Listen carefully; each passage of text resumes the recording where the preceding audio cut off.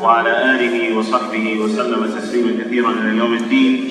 أما بعد, today, which is the 15th of Ramadan, 1439, corresponding to the 31st of May, 2018, we're going to continue with the 8th chapter in Kitab at-Tawheed, which is called Badr Gate ar-Ruqa والتمائم. So we're going to cover the chapter that deals with the subject of ruqya and amulets or talismans, at-Tama'im, which is the plural of tamima. But before we do that, as it has become customary for these lessons, we're going to start with dua, that is, learning the remainder of the hadith that we've been covering, the hadith of Abu Hurairah, radiyallahu ta'ala anhu, who said that the Prophet ﷺ used to make the following dua: Allahumma aslih li dini alladhi huwa ismatu amri, وأصلح لي آخرتي وأصلح لي دنياي التي فيها معاشي وأصلح لي آخرتي التي إليها معادي.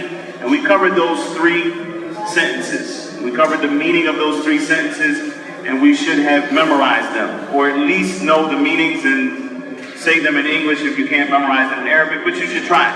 This is prophetic dua. You should push yourself to actually memorize it. We said that those three statements mean, oh Allah, rectify for me, set right for me, fix for me my deen, which is the safeguard of all my affairs, and fix for me my dunya, everything about my life.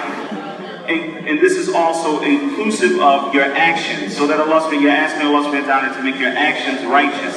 Make your life right, correct it for me, because in it is my livelihood, and this dunya is my livelihood, and fix for me my hereafter, to which I will return. So we've covered those three. The last two sentences we'll be covering today, inshallah ta'ala. And that is, وَجَعَلِ الْحَيَاةَ زِيَادَةً لِي فِي كُلِّ خَيْرٍ.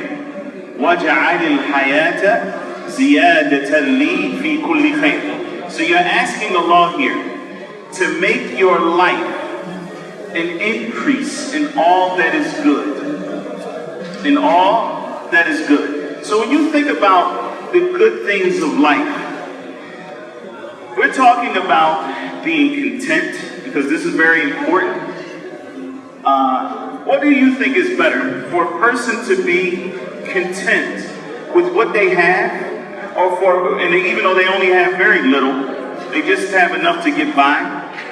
Or a person who has a whole lot of material goods, material things, but they're not content with what they have? Which one do you think is better? No doubt, to be content. And that is why the Prophet ﷺ said, لَيْسَ الْغِنَى عَنْ كَثْرَةِ الْعَرَبِ وَلَكِنَّ الْغِنَى غِنَى النَّفْسِ. True wealth, al-ghina, and we know that from the names of Allah subhanahu wa ta'ala is al-ghani, right? Al-ghina, which is wealth. That true wealth is not based on having a whole lot of things. And if you think about it, even people who have a whole lot, most of them can't even use what they have. You know, he has 4 or 5 cars. How many can you drive at one time? How many does he actually drive in a month? You know, he's got one house here, vacation home in this place and that place. You may know people like this. And even though they have all of these things, what winds up happening is that they have more anxiety, more worry, because they're worried about their possessions. And in fact, then their possessions become the controller of their hearts, as opposed to them being in charge of their possessions. And this is, again, for people who are excessive. It doesn't mean that, we shouldn't strive to have the things that we need in life and to be able to take care of our families. But the point is that these things don't control you, that you are still in control of the situation, and that you are content with what Allah subhanahu wa ta'ala has given you. Because if you're content with what Allah subhanahu wa ta'ala has given you, then you're actually happy. And this is what you're striving for. A lot of people who have a lot of things are still not happy. And so, what would you rather be? Happy with little or unhappy with a whole lot? No doubt we want to be happy. This is part of our human nature, that we want to have a degree of happiness and a degree of success in this life. And so, in this dua, the Prophet ﷺ is teaching us to say, وَجَعَلِ الْحَيَاةَ زِيَادَةً لِي فِي كُلِّ خَيْرٍ. You're asking Allah, oh Allah, make my life for me an increase in all that is good. In all that is good. From the material things and also from the spiritual and emotional things. You're asking Allah for all of this. And an increase in all that is good is also inclusive of your actions, al-a'mal al-qalbiyya, the actions of your heart. So loving Allah subhanahu wa ta'ala is something that is good. You're asking Allah to increase you in it. Having tawakkul upon Allah subhanahu wa ta'ala in all of your righteous actions. So this part of the dua is similar to the dua that you make when you're going around the Kaaba between the Yemeni corn and the black stone. رَبَّنَا آتِنَا فِي الدُّنْيَا حَسَنًا. Oh Allah, give us the good of this life. And so here you're asking Allah, oh Allah, وَجَعَلَ الْحَيَاةَ زِيَادَةً. Yani, make this life an increase for me in all that is good. And then the closing line of the dua is وَجَعَلِ الْمَوْتَ رَاحَةً لِي مِنْ كُلِّ شَرٍ. And make death be for me a relief from all evil. And that is profound that we make that dua, because this life has its degree of evil. There are trials, there are tribulations. People are subject to what we would call fitna, right? People are subject to, and some people live in situations of political climates that are chaos. Some people, but what does that mean when you say make death be a relief for me? That means that what is after death is better than what has preceded. And so you're asking Allah subhanahu wa ta'ala to make what is after death, which is your hereafter. Whoever dies, their hereafter has begun. That you're asking Allah subhanahu wa ta'ala to make the hereafter something that is good for you. A place of bliss, a place of calmness, a place that you enjoy, and that you are relieved from any of the harms that you may have been facing in this life. And so that part of the dua is وَجَعَلِ الْمَوْتَ رَاحَةً لِي مِنْ كُلِّ شَرٍ. And make death be for me a relief from all that is evil. And this hadith is collected by Al-Imam Muslim. And prior to today, I mentioned that this hadith might be in Hisnul Muslim, which is the small book that I'm sure many of you have seen. They translate it as the Fortress of the Muslim. However, I did not find the hadith in Hisnul Muslim. It is in Sahih Muslim, and a brief search, inshallah ta'ala, you'll be able to find the hadith. This dua that the Prophet sallallahu alaihi wasallam used to make is so important for us to make in our lives because it's comprehensive. It talks about the good of this life and the good of the hereafter. And this is one of the reasons why this was the dua that the Prophet ﷺ chose to make when going around the Kaaba. And you would think that in going around the Kaaba, that the Prophet ﷺ would choose the best of dua, right? When going around the Kaaba, or at least between the Yemeni corn and the black stone, the Prophet said, رَبَّنَا آتِنَا فِي الدُّنْيَا حَسَنًا وَفِي الْآخِرَةِ حَسَنًا وَقِنَا عَذَابَ النَّارِ. Oh Allah, give us the good of this life and the good of the hereafter. Save us from the punishment of the fire. Is there anything that you can think of that you want right now that is not included in that dua? Oh yeah. If you are looking for a righteous, beautiful spouse, is that included in that dua? رَبَّنَا آتِنَا فِي الدُّنْيَا حَسَنًا. Allah, give us the good of this life. If you need reliable transportation, you need a good car, is that included in this hadith? Absolutely. If you want to draw closer to Allah, you want Allah to bring you closer to Him, you want to be a better servant of Allah subhanahu wa ta'ala, is that included in this hadith? Absolutely. If you want Jannah, is that included in this hadith? You want Firdaus al-A'la from Jannah, is that included? Everything is included in this hadith. In this dua, which is رَبَّنَا آتِنَا فِي الدُّنْيَا حَسَنًا وَفِي الْآخِرَةِ حَسَنًا وَقِنَا عَذَابَ النَّارِ. The dua that we just covered from Sahih Muslim, starting from the beginning of it to the end, which is Allahumma aslih li dini alladhi huwa ismatu amri. Oh Allah, correct for me my deen, which is the safeguard of all my affairs. To the end of the hadith, it's very similar in meaning to that dua.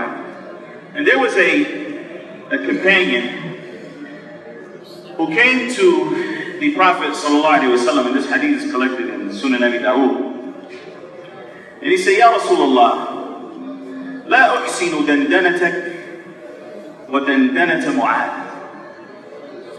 I don't have the ability to, dandana, literally in the Arabic language is to hum, right? So if someone's making dua and to themselves, that is that they're not raising their voice like you would at qunut or something like that, and they're just making dua, they say Allah Majah.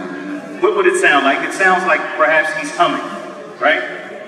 So the man came to the Prophet ﷺ, he said, I don't have the ability to hum like you and Mu'adh do. I can't do it like that.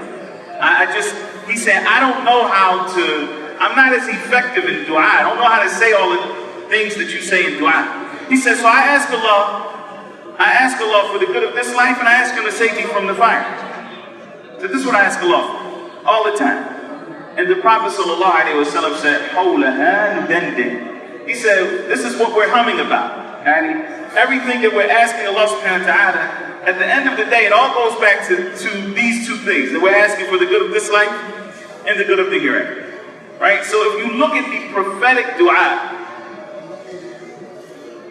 most of it, in fact, you could say all of it goes back to these two things. You're asking for something that is good in this life or something that is good in the hereafter. But if we were to say that, then we might say, okay, well, why do we say so many du'as then? Why are there all these prophetic du'as that the Prophet ﷺ used to make? And the reason why, and Allah subhanahu wa ta'ala knows best, is that sometimes we need to say it to remind ourselves. Sometimes we need to spell things out so that we remind ourselves. So for example, Allahumma inni as'aluka ilman nafi'an. Oh Allah, I ask you for beneficial knowledge. Wa rizqan tayyiban, and halal, pure earnings. Wa amalan mutaqabbala, and deeds that are accepted by you. Oh Allah. Right? So you're asking for three things here, right? Number one is beneficial knowledge. Number two is what? Pure, halal earnings. And number three is actions that are accepted by Allah, your deeds, that your deeds be accepted by Allah subhanahu wa ta'ala. Right. Isn't this covered under give us the good of this life? Isn't it covered by that? It is. But when you make dua, you say, oh Allah, give me the good of this life. Are you necessarily thinking about beneficial knowledge? Not necessarily. Are you necessarily thinking about pure and halal earnings? Not necessarily. Are you necessarily thinking about actions that are accepted by Allah subhanahu wa ta'ala? Not necessarily. So we need these other dua that we make, that we ask Allah subhanahu wa ta'ala for, as a reminder for ourselves. And as we mentioned before, the tongue often reminds the heart. The tongue often reminds the heart. And so when you ask Allah subhanahu wa ta'ala for beneficial knowledge, then you start to remember, you know what? I'm spending an hour a day reading through social media things and reading the news. And I'm not spending an hour a day reading the Quran. You start to remember that. You say, wait a minute. I just asked Allah for beneficial knowledge. Now I need to do my part, which is to go out and seek that beneficial knowledge. I need to go sit in a circle of knowledge. You understand? And so you're reminding yourself. When you ask Allah for halal earnings, pure and halal earnings, and then an offer comes to you. Maybe you do business, and somebody gives you an offer, and it's more money than you could have ever imagined. But it means that you have to do something that's haram. And then you start to remember, no, I asked Allah for halal, pure provisions. I'm not going to go do this thing that is haram, that's going to earn Allah subhanahu wa ta'ala's anger. And then what on top of that, subhanAllah, now I'm eating the haram. My dua is not accepted. I'm feeding my children with haram. I'm, putting a roof over my head with haram. And you say, no, I just asked Allah for halal provisions. Whatever Allah Azza wa Jalla provides me with from the halal, then that is what is going to be better for me. And you don't know, wallahi, how many people have turned away from the haram as a test from Allah subhanahu wa ta'ala. only to be given that which is better from halal means. And it may not come until after time. But مَنْ تَرَكَ شَيْءٍ لِلَّهِ عَوَّضَهُ خَيْرًا مِنْهُ. Whoever leaves something for Allah subhanahu wa ta'ala, Allah will replace it and substitute it with that which is better for him. Anyway, so, and then you ask Allah subhanahu wa ta'ala for عَمَلًا مُتَقَبَّلًا, actions that are accepted by Allah subhanahu wa ta'ala. And we know that if we want our actions to be accepted by Allah subhanahu wa ta'ala, that they have to be sincerely for Him. So you're asking Allah subhanahu wa ta'ala for sincerity, to help you, to aid you in being sincere. And there's a lot of temptation, especially nowadays, to not be sincere. We have a lot of ways to publicize our good deeds and to not be sincere to Allah subhanahu wa ta'ala, or to want the dunya for actions that should be for the hereafter. So when you're asking Allah subhanahu wa ta'ala for actions that are accepted, you're asking Him for sincerity, and you're asking Him to be from amongst those who emulate the Prophet alayhi salatu wasalam, who comply with the teachings of the Prophet alayhi salatu wasalam, who comply with his sunnah.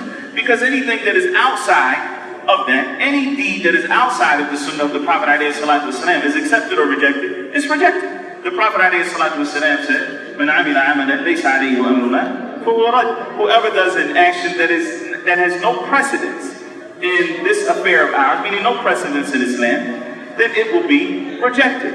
And so when you're asking Allah for accepted actions, you're asking Him for sincerity. You're asking Him to be from amongst those who truly strive to emulate the sunnah of our Prophet ﷺ. Again, if you just said, رَبَّنَا آتِنَا فِي الدُّنْيَا حَسَنَةً, oh Allah, give us the good of this life, you may not be thinking about these things. And so we memorize these prophetic dua. And it's amazing that our Prophet ﷺ summed up dua just by saying, ad-dua wal iman. Dua is the worship, right? The same way that, we say that He is the man,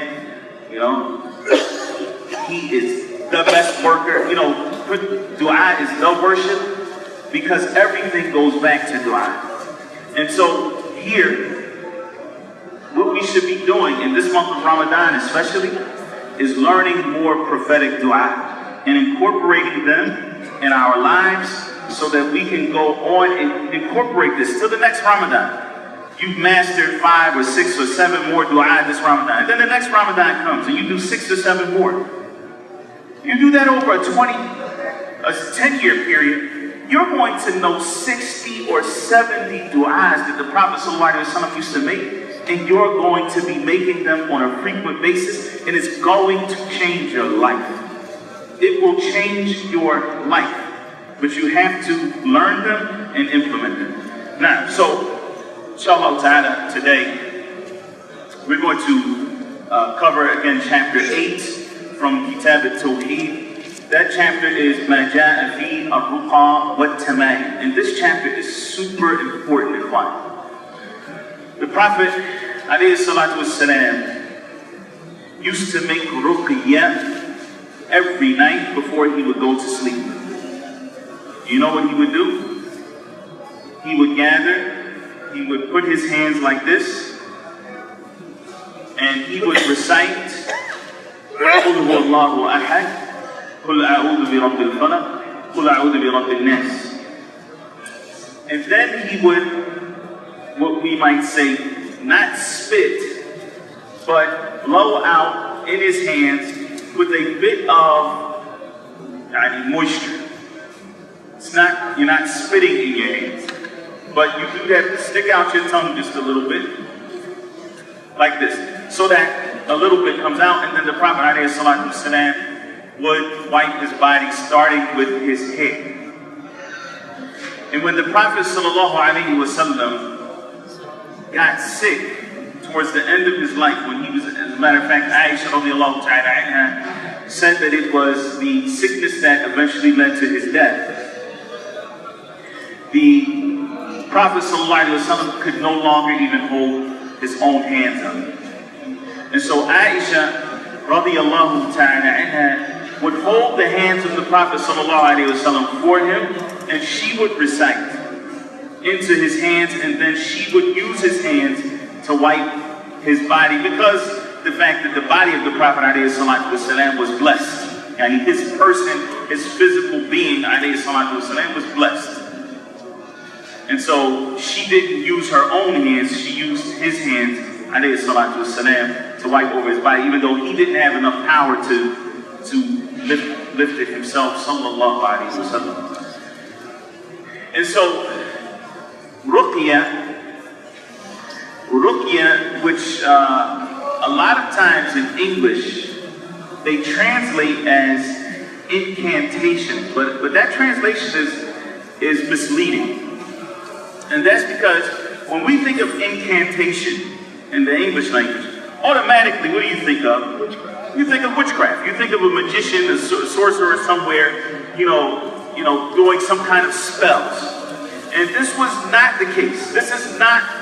Okay, so to backtrack a minute, Ruqya has different meanings. So to just say that it is incantations is incorrect. All right. What is closer to a good translation for Ruqya is that it is dua. Because in the Arabic language, that is in fact what it's closest to. It is a form of dua. All right, so we could say invocations and not to invoke Allah subhanahu wa ta'ala or whatever it is that they may have been invoking. Okay, to invoke. And usually Ruqya is for protection. And so you could say protective, okay? You could say protective invocations. This would be a closer translation for Ruqya, but I don't think it's important to actually understand it, to have a translation. I think that as long as we understand what the word Ruqya means, then we'll be fine, inshallah. All right? And so this chapter that we're going to cover deals with both Ruqya and at-Tama'im. And Tama'im is the plural of Tamima, which is anything, usually, anything that is hung for the purpose of protection or to bring good fortune. And people normally wear them around their necks, but that does not exclude the fact that some people put them on their animals, that some people put them in their cars or their vehicles, some people put them above the door of their homes. All of these are considered to be Tama'im. And from this same angle, even though we're not going to deal with this today, is what a lot of people do. Have you ever heard Olympians or famous athletes? They say, well, what's the secret to your success? And they say, oh, well, there's this pair of socks I always wear on game day.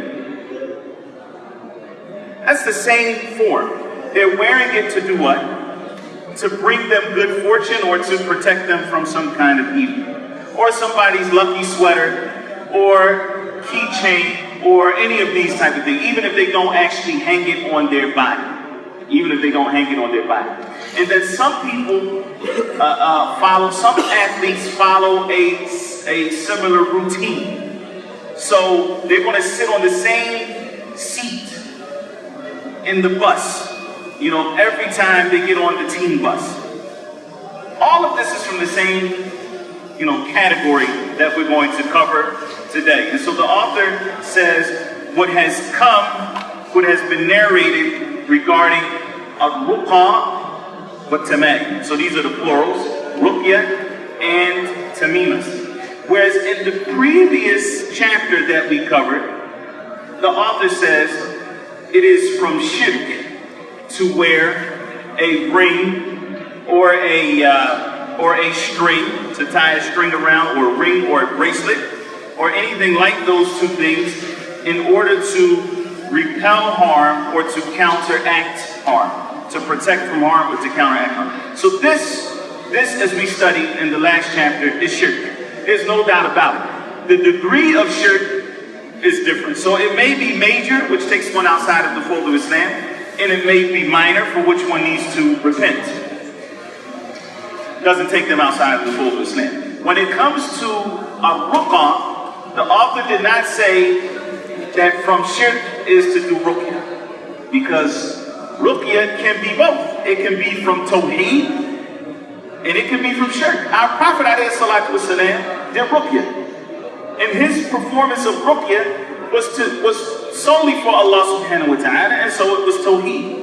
But a lot of the ruqya that is done and that was done was considered to be shirk. And so we're going to cover that inshallah ta'ala. Let's start with the first hadith. بسم الله الرحمن الرحيم والحمد لله رب العالمين اللهم اغفر لنا ولشيخنا ولجميع المسلمين والسامعين. Narrated by Abu Bashir al-Ansari, may Allah be pleased with him, he was in the company of Allah's Messenger on one of his journeys. Allah's Messenger sallallahu alayhi wasallam sent a messenger ordering there should not remain any necklace of bowstring or in any other kind of necklace around the necks of camels except that it is cut off. Al-Bukhari and Muslim. So this hadith, which is collected by Al-Bukhari and Muslim, on the authority of Abu Bashir al-Ansari, radiyallahu ta'ala anhu, he said that he was with the Prophet alayhi salatu wasalam and they were traveling. And so the Prophet alayhi salatu wasalam sent his own messenger. And he sent someone with a message. And that was Zayd ibn Hereafter, as it comes in some of the narrations. Radiallahu ta'ala. He told him to let the people know. And also for him to actually cut himself, to cut off these necklaces if he found them on any camel. Now, what is he talking about? What the Arabs of Jahiliyyah used to do. And many of them would send their animals to Mecca, no matter where they were from. For what purpose? For sacrifice, right? Because the Arabs of Jahiliyyah also used to do a sacrifice. They had a hajj, which was inherited from Ibrahim alayhi salatu wasalam. As we know, Ibrahim was the first one who legislated or sanctioned the hajj. So they would send their animals forth. And of course, along the way, there are a lot of things that can happen to an animal. And so they wanted to protect their animals from harm. They believed that by tying this bowstring, now you know the bowstring, I mean for those who do archery, right? It's the part that's tied to the bow that's pulled back. That over time gets worn out. And so you have to replace it, right? So the ones that are old and worn out, they would tie around their animals as a means of protecting them from the ayn, you know, the evil eye, or any other type of misfortune. And so this is what they call qiladatun min watar. This is al-watar, okay? Which is that bowstring. It's called al-watar. So the Prophet ﷺ told Abu Bashir al-Ansari, or actually he sent out Zayd ibn Hereafter to let the people know to not leave any of them except that they cut them. Except that they cut them off. Now, why is it that the Prophet ﷺ said that this needs to be cut? It's because it is a tamiman. It's because it is an amulet. As we covered in the past lessons, there are three things here that are a problem with wearing amulets. All right, three things. Number one, who is the one that decrees good fortune or misfortune? Allah subhanahu wa ta'ala. He is the one who decrees. And for someone to believe that by tying a necklace around an animal or around their child or anything else, that they can now repel the decree of Allah subhanahu wa ta'ala, then this is a form of shirk. Because no one can repel that decree, whether it is misfortune or fortune, except for Allah subhanahu wa ta'ala. Alright, the second thing, and is directly related to the first, is that a person who now ties this thing and believes, and actually believes that it is going to bring them something that is good, or it is going to repel some type of harm, then they have now attributed a causal efficacy or a cause-effect relationship to something that Allah subhanahu wa ta'ala has not made a cause and effect relationship in. So for example, if we said we want to protect this camel is going to be used in battle, and we want to protect this camel, and we put armor around the camel. Not a string, but we put armor around the camel. Is there anything wrong with that? No, because there's a clear cause and effect relationship between putting the armor on and protecting the camel from arrows and these type of things. That cause and effect relationship is clear. If it's not clear from the Sharia, meaning we don't have any text for it, for example, it's clear from trial and error. It's clear from experience. But with the string, what is the string going to protect the camel from? Nothing. So there's an attribution of a supernatural cause and effect relationship. This is what they're saying. Something that is not clear from the Sharia, nor is it clear from experience. So there's some kind of supernatural cause and effect that they say exists. And that now is attributing a cause and effect relationship to other than Allah. And that's shirk. Because Allah subhanahu wa ta'ala is the sole one who has created the causes and effects. And so otherwise we're saying there's another creator besides Allah subhanahu wa ta'ala. Now again, the person who does this doesn't realize that this is what they're saying. Otherwise they'd be outside of the fold of Islam. Right? But this is in effect what they are saying. The third thing, and so that's shirk and rububiyyah. The third thing here is that there becomes an attachment, and the heart of an individual becomes attached to the string or this object itself, such that if you were to go to them, and this happens, subhanAllah, but if you were to go to them and you say, no, this thing doesn't cause any benefit or harm, I'm going to cut it off. No, don't cut it off. No, why? Because their heart is attached to the actual object and not attached to Allah subhanahu wa ta'ala. And so that is shirk in tawakkul. And again, these are, in general, these are minor forms of shirk. They don't take one outside of the fold of Islam, but they show a major deficiency in one's worship of Allah subhanahu wa ta'ala alone. Alright? So in this hadith, what we benefit from this is that if there are any thing that someone ties around an animal for good luck, as they might say, or to repel some kind of evil, then this has to be cut. Like, what about dog collars? What about dog collars? Like, is it okay to own a dog in the first place? Like, if you own the dog because it's a hunting dog, or you have a dog for protection, but you shouldn't bring it in the house. Anyway, there's a lot of tafsir details that need to be done. So, let's just say it's permissible for you to own a dog under those circumstances, and you have a dog. Is it permissible to put a collar on the dog? Or is that collar like what we're covering right now? No. The collar is not like what they were tying around their animals, because the collar originally, wallahu a'lam, historically, they say that the ancient Egyptians were the first ones to put collars on dogs, right? But that the Greeks were the ones that became famous for it, and they used to put spikes on it because they used their dogs as shepherds or to protect the flock. And if the wolf was to come and try to bite the dog around his neck, there would be spikes.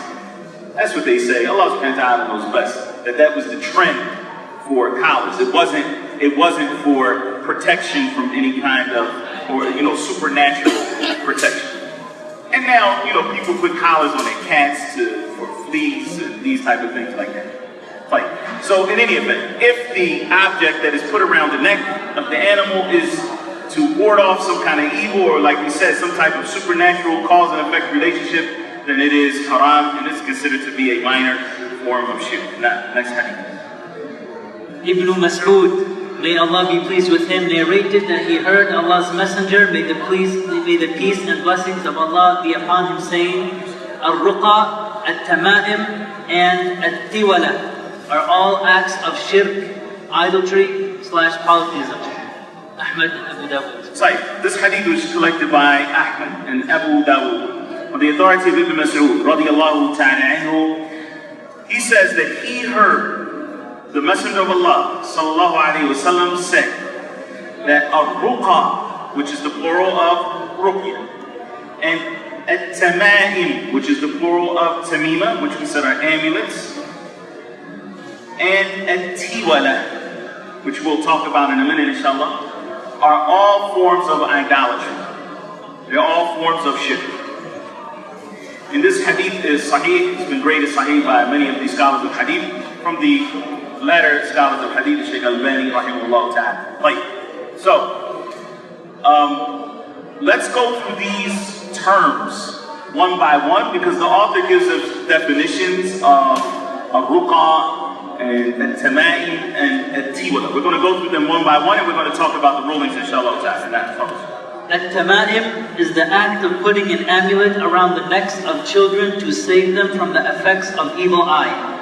If the amulet contains the verses of the Quran or Allah's names or attributes, then it is allowed by some ancestors and disallowed by some. Yani, he's saying the ancestors here is a translation of Salaf. Yani, it's permitted by some of the Salaf and not permitted by others. Ibn Mas'ud, may Allah be pleased with him, was among those who disapproved it. Okay, so let's start with Tama'im. Tama'im, which we said is the plural of Tamima, which are amulets. I want you to be as honest as you can. It's the daytime of Ramadan, and you need to be truthful.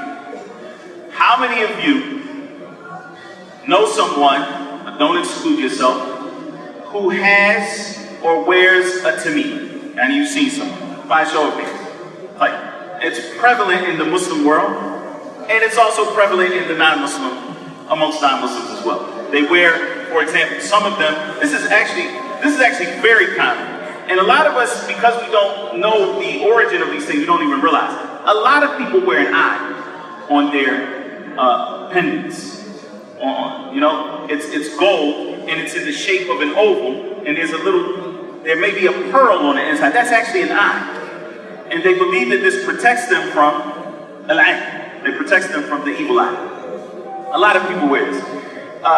Many in the Muslim world, you'll see wearing something around their necks, very small pouch, leather. A lot of times, if you ask them what's that, they'll say it's the Quran inside of it, or something like this. All right.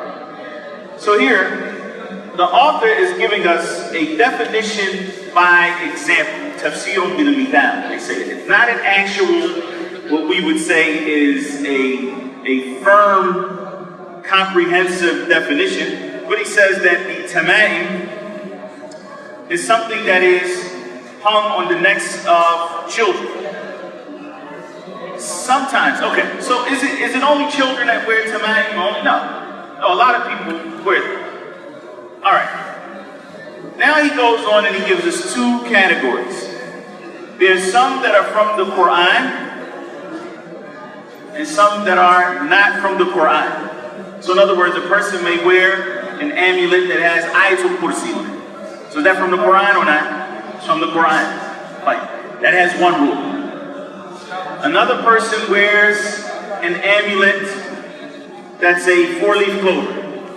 From the Quran or not from the Quran? Not from the Quran. Like, he wears an amulet, and it says, for example, and it just has some random names on it. From the Quran, not from the Quran. Okay. If it's not from the Quran, it's haram. It's not from the Quran, it's haram without any difference of opinion. Alright? Like, we clear on that? If it's from the Quran, now we move to the next one. So, إذا كان المعلق من القرآن فرخص فيه بعض السلف. If it's from the Quran, then some of the Salaf have said that it is permissible to wear, and others said that it was not. So from amongst those who said it was not was Ibn Mas'ud, radiyallahu ta'ala anhu, who's also the narrator of this hadith. And the companions of Ibn Mas'ud, yani his students, like Al-Qama and Al-Aswad and Ibrahim al-Nakha'i and others from amongst his students. And it was the madhab of Ibn Mas'ud that became prevalent in Al-Kufa, which is where Imam Abu Hanifa rahimahullah ta'ala was, and he kind of embodied the madhab of Ibn Mas'ud in a lot of fiqh positions.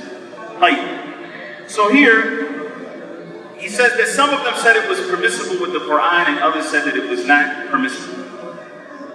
As regular Muslims, what do we do when we find that there is a difference of opinion amongst the scholars? We should do our best to follow what we see is closest to the text. What's closest to the text? That's what we should attempt to do.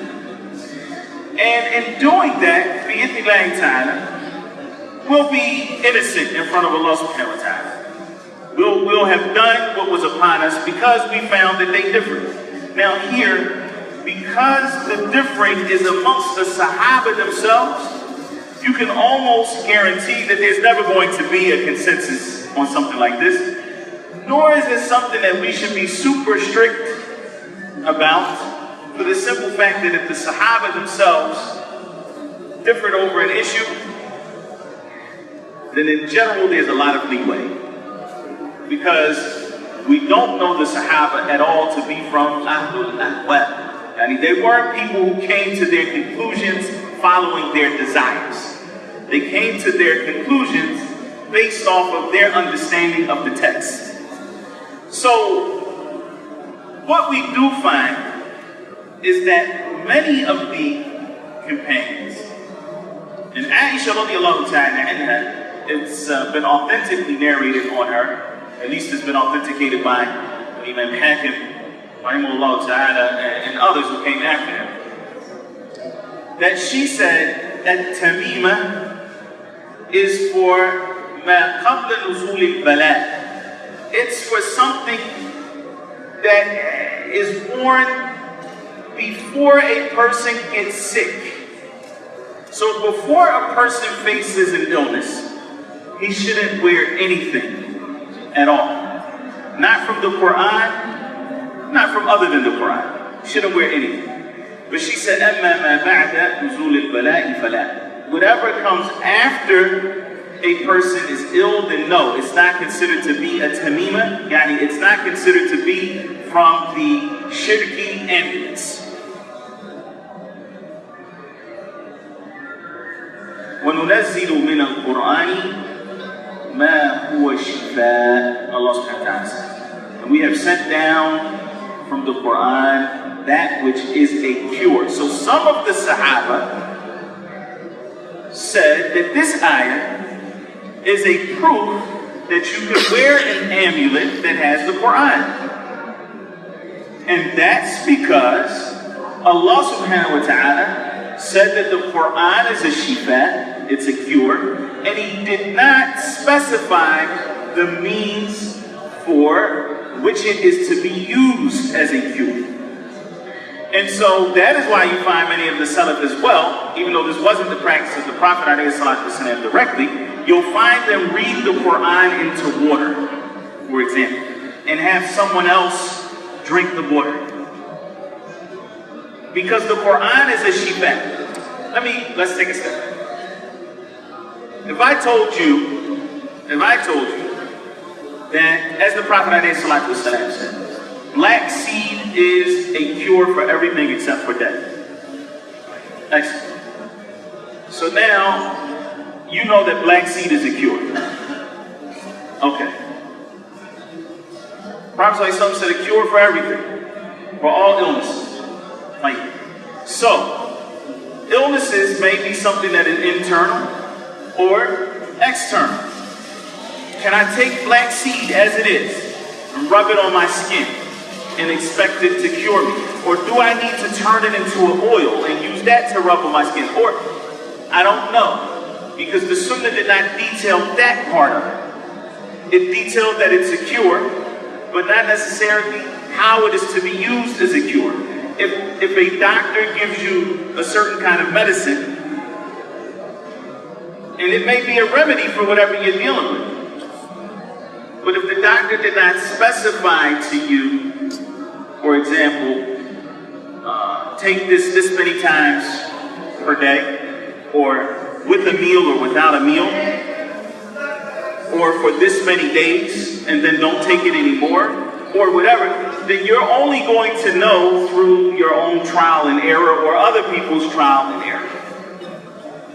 And so, with those Sahaba and those who came after them who hold this opinion would argue, is that the Quran is a shifa, and we agree on that. We agree that the Quran is a cure. However, we don't have any specific details to how it is a cure. So wearing it might be a cure, reciting it might be a cure, reading it into water might be a cure, any of these things. And though for the ones who say that it is permissible, this is part of their evidence, and of course we don't have enough time to go into each particular issue in extreme detail.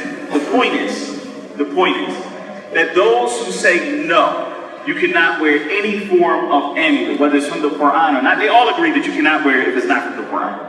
But we're finished with that issue. The ones who say that no, even if it is from the Quran, they're going to use the ahadith that we're covering in this particular chapter. From amongst them is not to hang anything on your body or anywhere. Or the likes of these hadith. So they say no, there's nothing. And then the other ones say no, it's a cure and it can be moved. But even them, the majority of them say after a person is afflicted with something. Not to be worn as a repeller of harm. Like, those who say that it is impermissible, they mention a few other things. I think it's noteworthy that we realize this. Okay? So number one, they say we have texts that say that you shouldn't hang anything. Number two, and this point is important, and that is they say that most of the time, a person who is wearing an amulet with the Quran, it's encased, correct? It's not just like you can't see what it is. It's inside of a pouch. For those who know, some people have worn these. You know, one of my teachers, Hafidhullah, he mentioned that he met a person who was wearing this, and he told him, we need to open it and see what's inside. And he said, no, we can't open it, we can't open it. He said, what do you mean we can't open it? He said, no, this is what I wear this for pretend. He said, no. You need to open it. Who gave it to you? He said, so-and-so. He said, did you see what was inside? He said, no. Then how do you know it's the Quran inside? I just know. Because it protects me. So he convinced him that you don't have to fear the amulet. You don't have to hope in it. You put your hope in Allah subhanahu wa ta'ala. You put your fear in Allah subhanahu wa ta'ala. And let's open it and see what's in it. Anyway, he convinced him. And he said when he opened it, it was Quranic ayat mixed with the names of shayateen. All balled up, okay? Balled up, crumpled up, and then encased in a leather encasement and like sealed shut. Like fire sealed. You know, not just sewn, but like there was no way to open it. And this has happened on a number of occasions. So a lot of times, here's the point that they're trying to make, is that the person who's wearing what he thinks is the Quran may not be, number one. And number two, you can't distinguish between this one and that one. And so what they say is, it is a dhari'atun ila shirk. Yani, it is a means that leads to some wearing a different form of amulet. And so because they're so similar, you should just leave them all off. The third thing, and this is also quite important. If you had a mushaf, like right over there, and you took that mushaf, would you walk into the restroom with that mushaf? Would you have intimate relationships with your wife while you're holding the mushaf? But those people who wear this tamima, they never take it off. They never take it off. And so what they say is it's imtihan bi kitabillah. It is a way of degrading the book of Allah subhanahu wa ta'ala. To put it in that form and then to go into the bathroom with it, it's degrading for the book of Allah subhanahu wa ta'ala. And so avoiding it is without a doubt closer to the text, and it saves a person, or it keeps a person from falling into those things which would be degrading to the book of Allah subhanahu wa ta'ala, and ultimately displeasing to our Creator subhanahu wa ta'ala. Ar-Ruqa or al-Azaim is the act of reciting incantations, charms. Yeah, incantations we said is not a good translation. I'm glad that it actually came out there, because we don't want to use incantations for ruqya. We want to say invocations, protective invocations. Is the act of reciting protective invocations, charms, etc. Those are allowed in which there is no trace of shirk. The Prophet, go ahead. The Prophet Muhammad, may the peace and blessings of Allah be upon him, has permitted it in case of being bitten by poisonous insects or disturbed under the effect of an evil eye. So here the author, rahimahullah ta'ala, he goes on to say, when it comes to ruqya, and he gives us it's also known as al-azaim, and they call it this in Arabic. The point is, ruqya is anything that is read as an invocation primarily for a cure, for curative purposes, treatment purposes. And so here, the scholars of Islam have ijma', they've come to consensus that ruqya is permissible with three conditions. Other than that, they may differ. But if these three conditions are fulfilled, then they say that there's consensus that it is permissible to perform ruqya. Number one is that it be from the book of Allah subhanahu wa ta'ala or from the prophetic du'as that the Prophet sallallahu alaihi wasallam used to do. So in Ikhwan, I want us to understand the importance of ruqya. Because ruqya is a way to use the Quran as a cure. And each one of us can perform ruqya for himself. Or you can perform ruqya for your children to protect them. Now, we talked about in prior chapters, we said that that the Prophet ﷺ said that there are 70,000 people from this ummah who will enter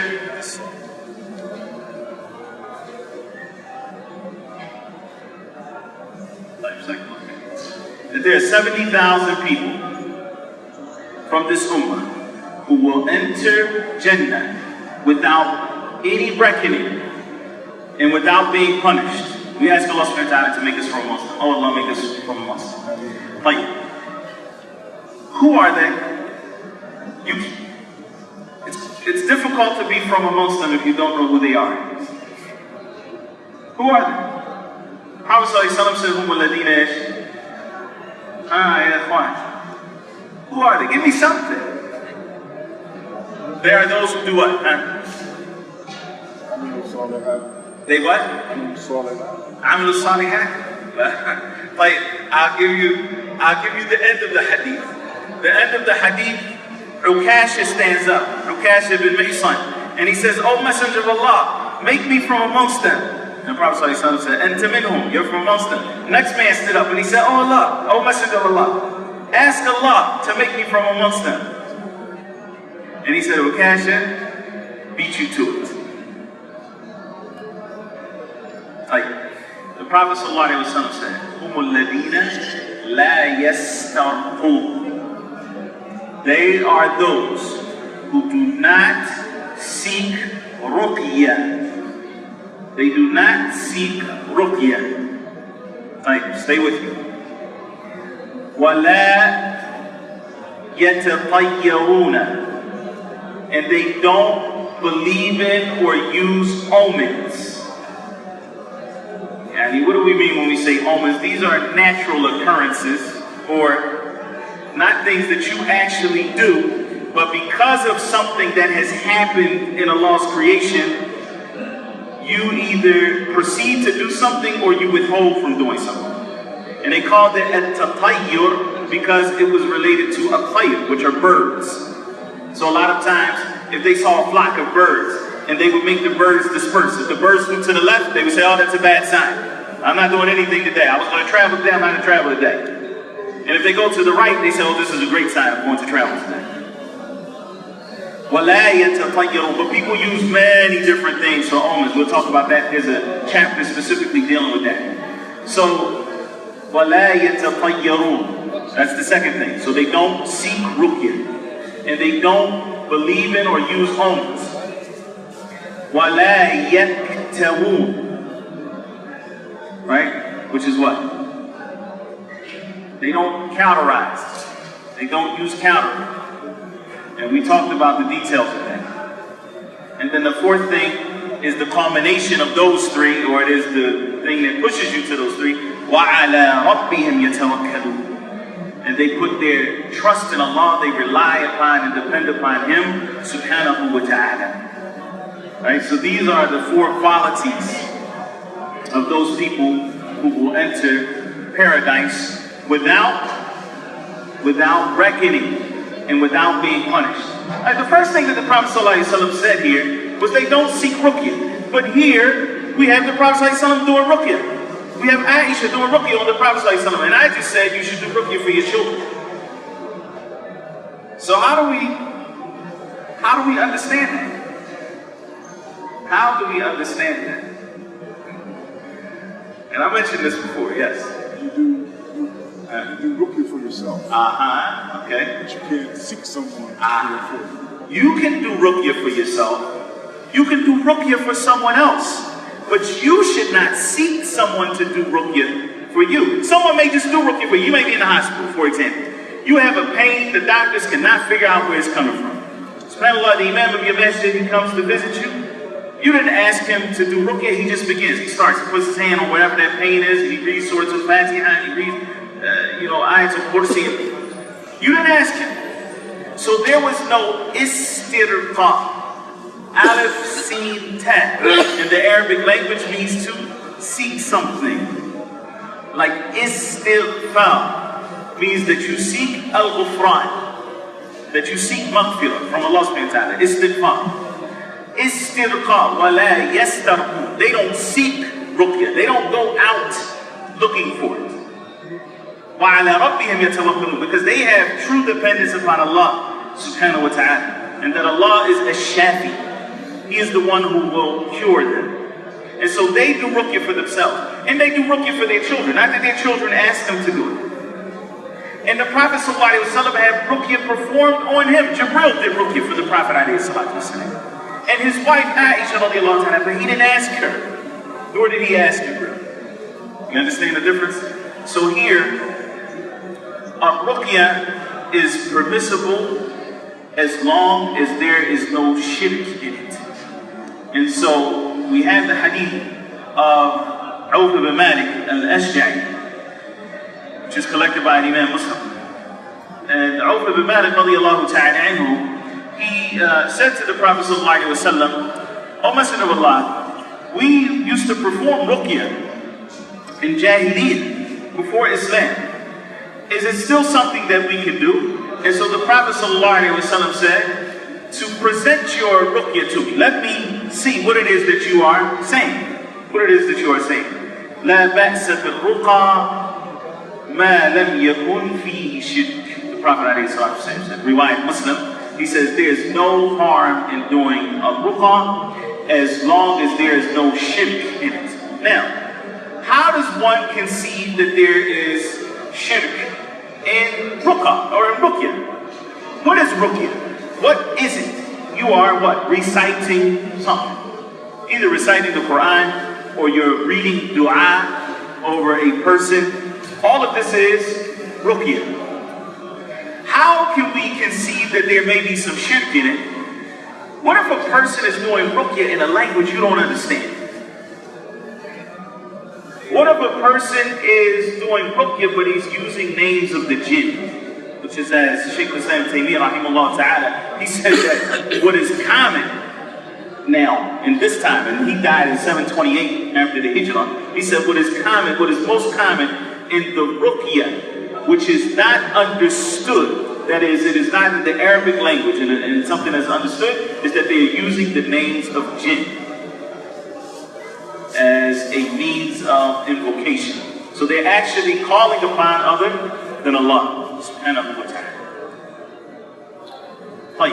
We'll go back to the conditions. The conditions for Ruqya to be considered Shar'i, that is sanctioned or legislated in Islam, is that number one, that it be from the Book of Allah or from the Sunnah of the Prophet ﷺ. The second thing is that it be in the Arabic language. وَمَا يُفْهَمُ مَعْنَاهُ. This is what Ibn Hajar rahimahullah ta'ala said. And what is understood. And so, here, if a person does Ruqya in other than the Arabic language, it's fine. As long as it's understood. As long as it's understood. So if a person calls upon Allah subhanahu wa ta'ala, meaning a person could do Ruqya and they don't know Arabic, they don't know the Arabic language. But they take their children, they hold them close, or they put their hands on their children and they recite, you know, whatever. They may know certain verses from the Quran in English, they don't know them in Arabic. But they know certain dua in English, they don't know them in Arabic. That's okay. That's okay. And if it's in Arabic, then by consensus of the scholars, it's okay. And then the third thing is that the Raqi, that is the one that is performing the Ruqya, does not believe that the Ruqya has power in itself, but that the healing is by Allah subhanahu wa ta'ala's decree and ability. So these are the three things by which, if these three conditions are fulfilled, then there's no difference amongst the scholars that it is permissible to do Ruqya. And as the author mentioned, the Prophet ﷺ mentioned that it is permissible to do Ruqya for the evil eye, for one that's been afflicted by evil eye, or is suffering from a poisonous insect bite, or anything along those lines. And that's been collected in both Sahih Bukhari and Muslim, the authority of Aisha radiallahu ta'ala anha, and Anas ibn Malik radiallahu anhu, and others from amongst the Sahaba. At-Tiwala, bewitchment, is something done by those who claim they can cause a woman to be more beloved by her husband or vice versa. Right. So the Prophet ﷺ said here in this hadith of Ibn Mas'ud radiallahu ta'ala anhu, Inna ar-Ruqa, which is Ruqya, wat-Tama'im, the plural of Tamima, and at-Tiwala is shirk. And at-Tiwala, they translate it as bewitchment, and it is a form of sorcery. A lot of times it may even be in the form of a potion or knots that they make, and they say that it makes a woman more beloved to her husband, or a husband more beloved to his wife. That is the ones that perform it, and there's no doubt about it that this is shirk. Why is this shirk? Why is this shirk? I'm asking. Because what? Because of outside of the Quran. Tell you outside of the Quran. What's that? Because what is Tawheed? Tawheed is to do what? Single out Allah subhanahu wa ta'ala in what? In affirming for Him His names and His attributes and His actions, and also in your worship of Him. All of that is considered to be Tawheed. You have to single out Allah, all of it. So we say that from Allah subhanahu wa ta'ala's actions is that He is the one who does what? Causes He's the one who creates, causes, and effects. If now you say, drink this potion, you know, abracadabra or whatever they say, and drink this potion, and this, if you drink this, your wife will love you like nothing else. She'll be mad about you, crazy. Okay, yeah, I'm gonna drink this potion. Like, is that something that has been shown to us from revelation, that it brings about the love of another person? No. Is it something that we have any type of unsupernatural experience in the no. Then someone is attributing a cause, an effect relationship to other than Allah subhanahu wa ta'ala. And that is shirk. Now, Abdullah bin Uqaym narrated the following so hadith. this is the third hadith, and then after this hadith, there how many hadith? 3, right? Or 4? There's 4. Right. So now there's 4 hadith, and then there are two narrations from the Tabi'een. So we're going to cover the last 2 hadith, and then those 2 narrations a lot quicker than we've gone now, because they are all covering the same topic that we've already covered. Inshallah, not published. Abdullah bin Uqaym narrated the following marfu' hadith. Whoever hangs... Marfu' means that it's narrated on the Prophet ﷺ. That's hadith terminology. When the scholars of hadith say mawquf, it comes from the root waqafa, okay, which can mean to stop. All right, so it means it stopped at the sahabi. That's what they mean when they say mawquf.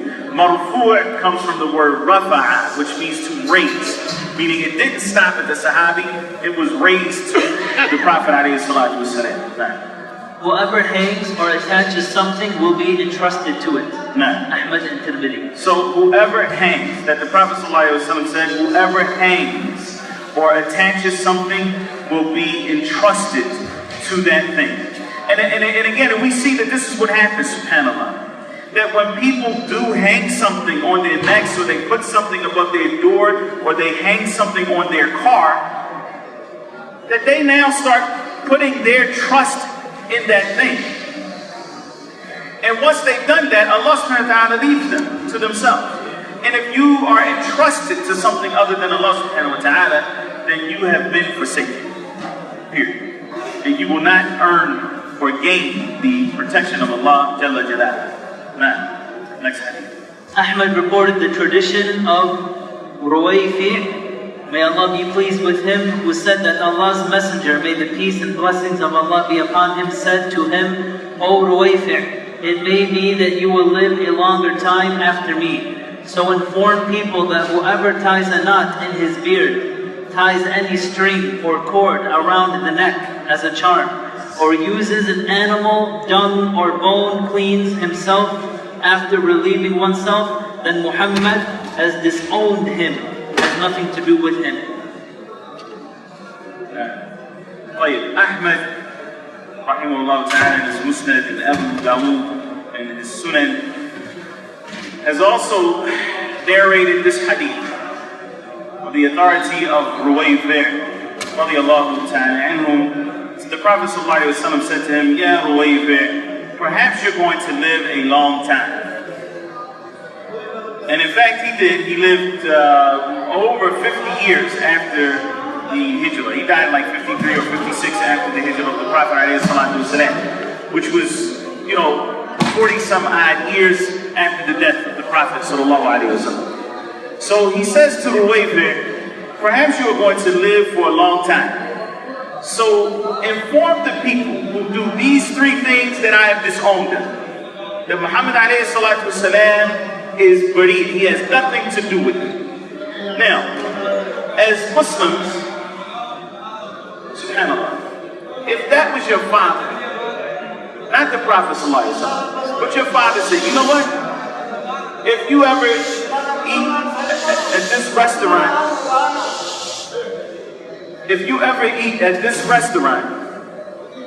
then I am free from you, for example. I'm disowning you. I don't even want to consider you to be from amongst my children.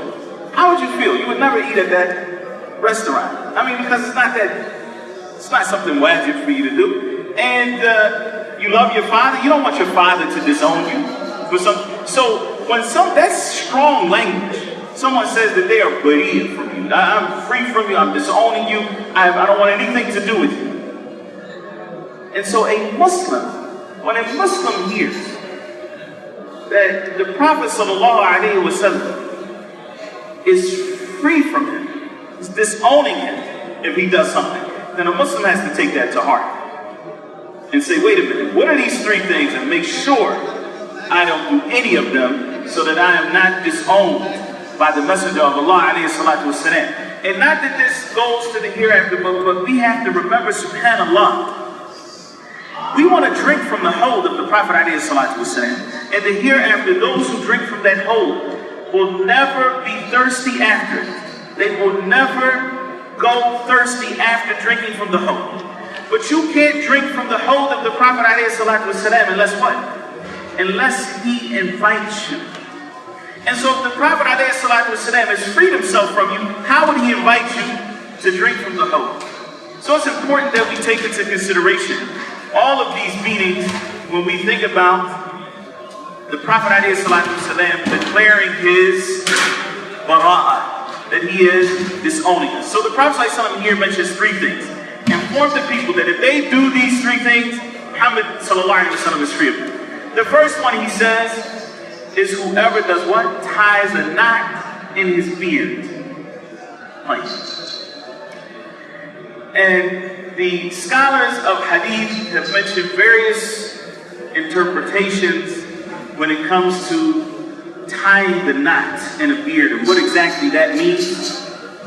And many of them say that it was the practice of some of the mushrikun, that they would put a certain type of, I guess you could say, formula in their beards and knot them up as a means of the same way that we talked about these amulets and the things that people do. You know how we talked about some people, some athletes who they'll wear the same socks for every game because they believe that these socks bring them luck, right? So it's the same kind of thing, that they would knot their beards up a certain kind of way in order to prevent harm from coming to them.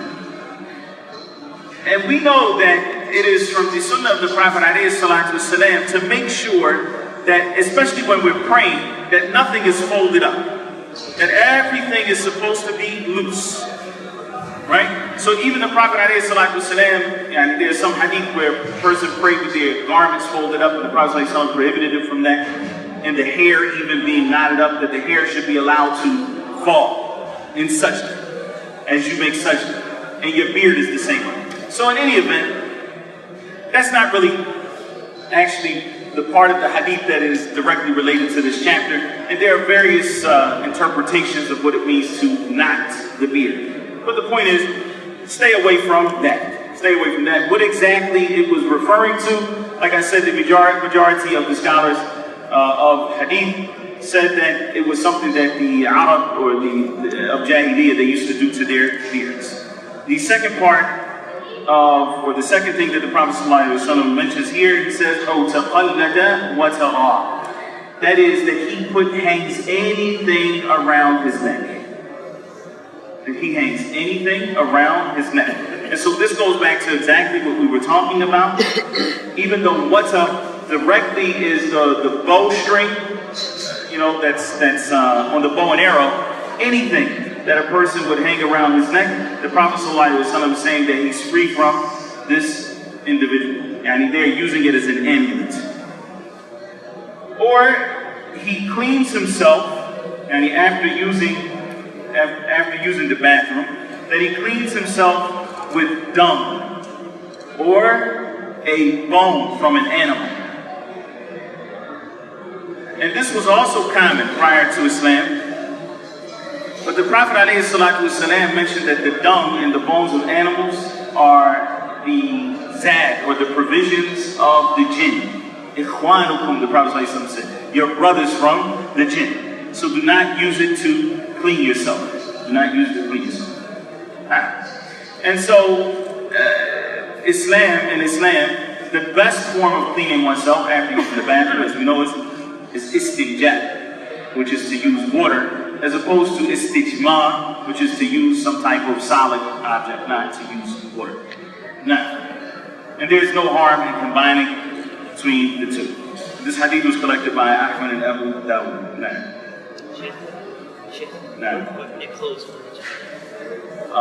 okay. So the last two adults, just pull up the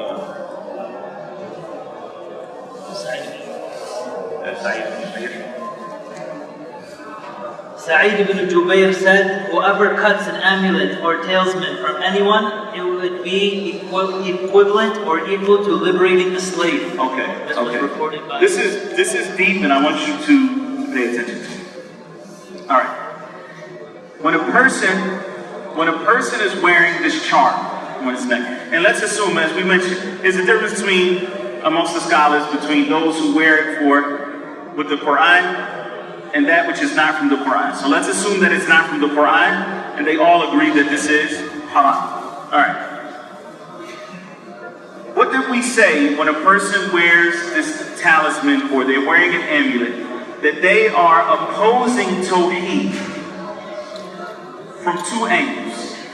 Number one is because they are attributing a cause and effect relationship to other than Allah subhanahu wa ta'ala. Allah has not said that this thing is going to repel evil, or that it's going to bring any good fortune for us. And so wearing that, in effect, a person is saying that someone else has the ability to create causes and effects besides Allah subhanahu wa ta'ala. That's number one. The second thing is that they become attached to the thing that they are wearing, and they're not putting their full trust and reliance upon Allah subhanahu wa ta'ala. Whether it's this thing that they're wearing around their neck, or a good luck bracelet, or a ring, or whatever it is. So Sa'id ibn Jubayr, rahimahullah ta'ala, is from the Tabi'in. He says here, whoever cuts that, it's like he's freeing the slave. SubhanAllah. Do we know the reward for freeing a slave? There's a huge reward for freeing a slave in Islam. But here, he's saying this is similar to freeing the slave. Why? Why does he say that? Because this person in effect has become a slave to that thing that he is wearing.